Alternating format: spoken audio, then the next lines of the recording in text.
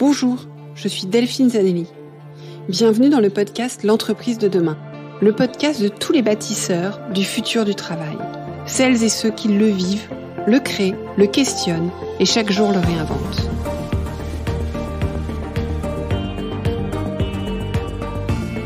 Une entreprise plus vertueuse et soucieuse de son impact social pour une société meilleure.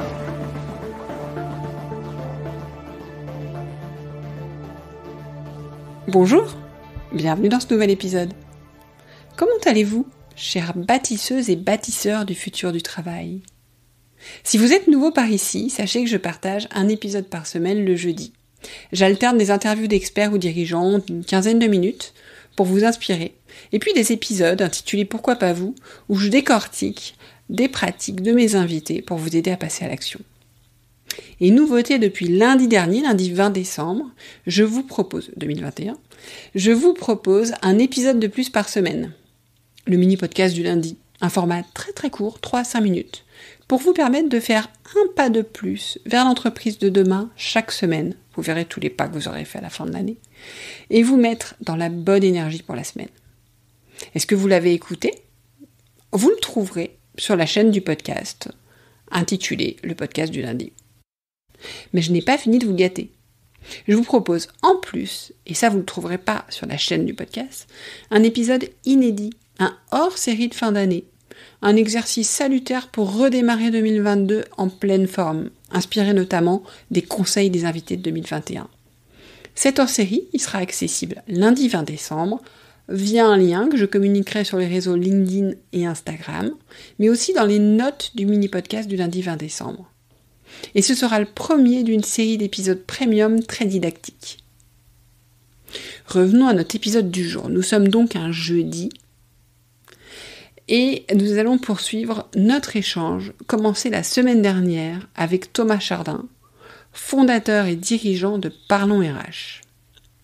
Parlons RH est une agence conseil en marketing RH, éditorial et social media qui a déjà 10 ans. Et on a échangé avec Thomas à l'occasion de la sortie de son ouvrage des RH Mission ou Démission. Donc on parle ici d'avenir, d'audace et surtout des enjeux pour la fonction RH. Je vous propose de l'écouter.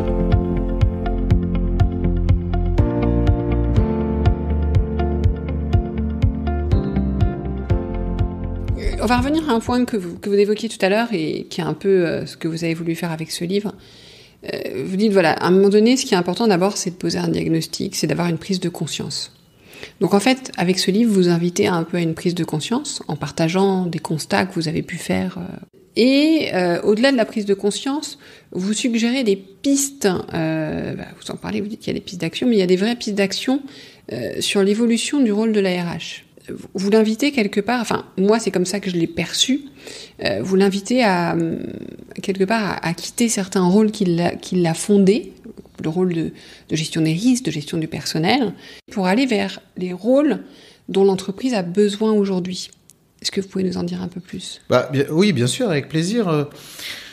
En fait, la fonction RH, pour moi, c'est construite sur l'aversion au risque. Et je joue un peu dans l'ouvrage sur le R, en fait le R pivot entre deux DRH, c'est-à-dire celui qui fait le lien entre la direction, celle qui devrait donner le sens à l'action, et le H qui est normalement le H de sa finalité. On pourrait y revenir, est-ce que c'est le H d'humain ou d'humaniste ? Et donc je joue sur ce R-là en posant la question, mais en posant à vous la question professionnelle RH, quel est le R que vous souhaitez incarner ? Est-ce que c'est le R du risque qu'on doit minimiser, le risque social, et c'est important, celui d'être le régulateur presque a posteriori des processus, d'être le gardien du temple des règles et de la licéité du lien social, c'est un peu l'origine de la fonction. Est-ce que c'est le R de la ressource qu'il faut prévoir en quantité ou en qualité ? Ça, c'est plutôt lié à la participation au CODIR, on essaie d'être stratégique partenaire, donc d'être dans la prévision.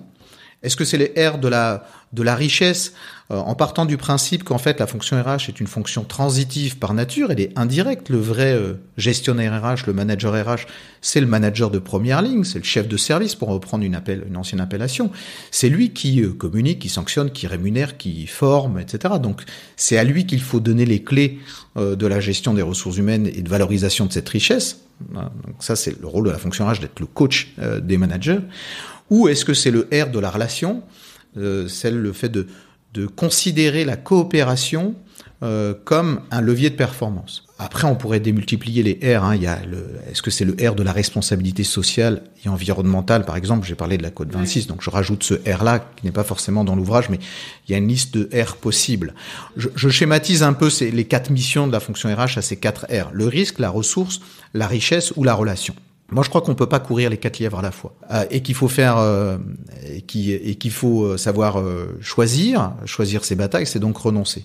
Aujourd'hui, la fonction RH est principalement dans son quotidien, dans son énergie, dans ses ressources, dans ses effectifs, concentrée sur le R du risque. Elle se voit pas forcément ici, elle se voit plutôt dans le R de la ressource, en tout cas au niveau stratégique. Moi, je crois qu'on l'attend surtout au R de la richesse, l'accompagnement des managers, et surtout au R de la relation. Et on l'a bien vu d'ailleurs pendant la crise. Je crois que les DRH ont retrouvé à un moment le sens, le sel originel de la fonction, qui est celui même de faire de l'ingérence dans l'univers personnel du collaborateur. Est-ce qu'il a les bonnes conditions matérielles pour travailler? Est-ce qu'il vit bien, en fait? Je parle pas que de la qualité de vie au travail, je parle là de la qualité de vie tout court. Et tout d'un coup, moi j'ai rencontré beaucoup de DRH qui avaient retrouvé une forme de passion du métier, presque la passion d'origine, une espèce de vocation. Alors moi, je crois qu'on choisit pas la fonction RH par hasard, par opportunité. Je pense que ça répond véritablement à une vocation de départ. Il se trouve que quand on la réalise, cette vocation, quand on est confronté aux opérations, à la réalité assez dure du terrain, il y a un écart justement entre la vocation et l'opérationnalité des choses, entre le rêve et la réalité. Et avec ce R de la relation qu'on a retrouvé pendant la crise, j'ai l'impression qu'on a repositionné la fonction RH, ce sur quoi on l'attend. La seule chose, c'est que on l'attend durablement sur ces sujets-là, pas uniquement pendant la crise, et on l'attend sur des missions qui aujourd'hui sont quasiment pas adressées. L'expérience collaborateur, la qualité de vie au travail, la marque employeur, la transformation digitale de l'organisation. Mais qui sont pourtant des sujets dont on n'a jamais autant entendu parler. C'est-à-dire que vous dites c'est pas adressé, mais c'est des sujets, j'ai l'impression qu'on n'entend que ça depuis des années. Il y a toujours un discours, les DRH sont souvent croyants mais non pratiquants. Sur l'expérience collaborateur, on mène au sein de Parlons RH un baromètre chaque année pour voir l'évolution de la pratique. La majorité des DRH n'ont pas initié une quelconque démarche, initiée ou déployée, une démarche d'expérience collaborateur. La majorité. Voilà. Ça, c'est statistique. Après, ils sont plutôt de l'ordre de 90% à penser que ça concourt à la performance globale de l'organisation, que ça améliore le positionnement stratégique de la fonction et que ça améliore le bien-être général des collaborateurs. Donc, les bénéfices de la démarche sont extrêmement importants. En revanche, ce n'est pas déployé. Pour plein de raisons qui peuvent s'expliquer. C'est pas si simple. En fait, moi, je suis dans la posture du consultant, un peu, il y a qu'à faut que. Oui, si j'étais aux opérations, il est probable que ça serait beaucoup plus complexe à mettre en œuvre. Donc il y a des raisons qui expliquent cela. Des raisons budgétaires, des raisons... En fait, quand on regarde tout ce qui s'est passé pendant la crise, et même plus généralement sur le marché français, vous avez quasiment une évolution légale tous les 2 jours, tous les 3 jours, qu'il s'agit d'absorber.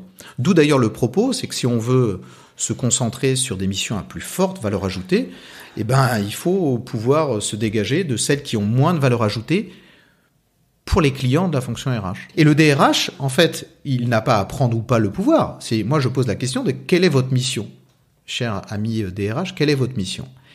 Est-ce que votre quotidien est en lien avec la mission que vous octroyez et pas uniquement de votre fiche de poste que vous donne votre DG?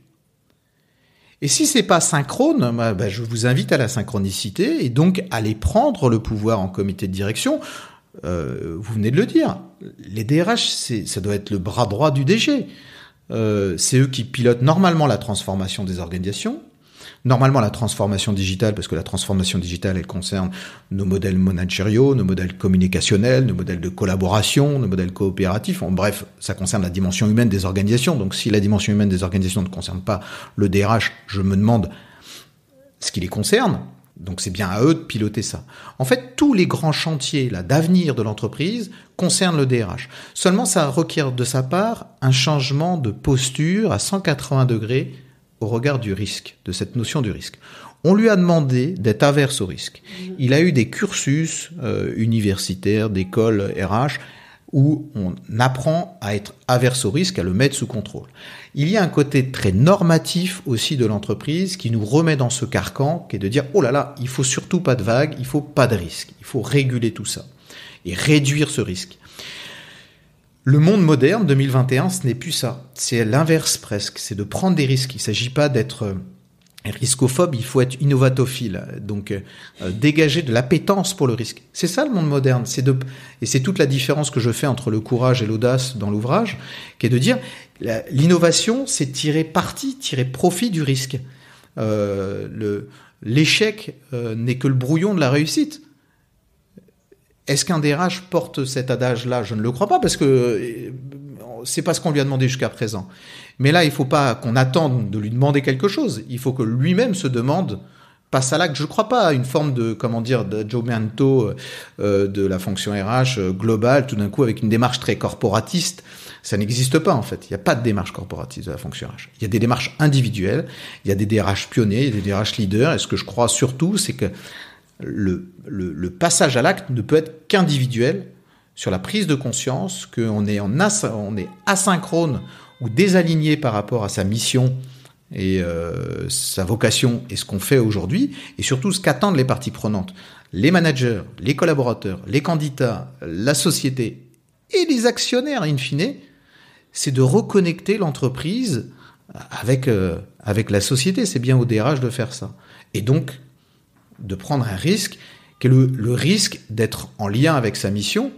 En fait, je crois surtout que les entreprises prendront un risque à ne pas donner tous les pouvoirs au DRH. Donc, je pense qu'il faut se débarrasser presque ou en tout cas déléguer les missions à moindre valeur ajoutée contributive à la performance sociale et économique des organisations pour pouvoir justement investir les nouveaux chantiers. Merci Thomas. Avec plaisir, de rien.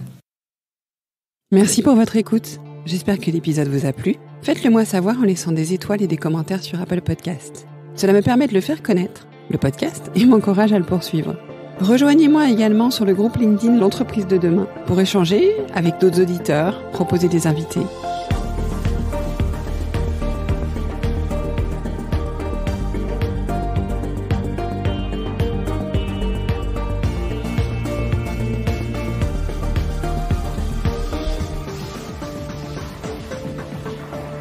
Je vous donne rendez-vous jeudi prochain pour un nouvel épisode. Cette série est produite par Delphine Zanelli et Ose Masterclass. Réalisation sonore Cyril Carillon et au micro Delphine Zanelli.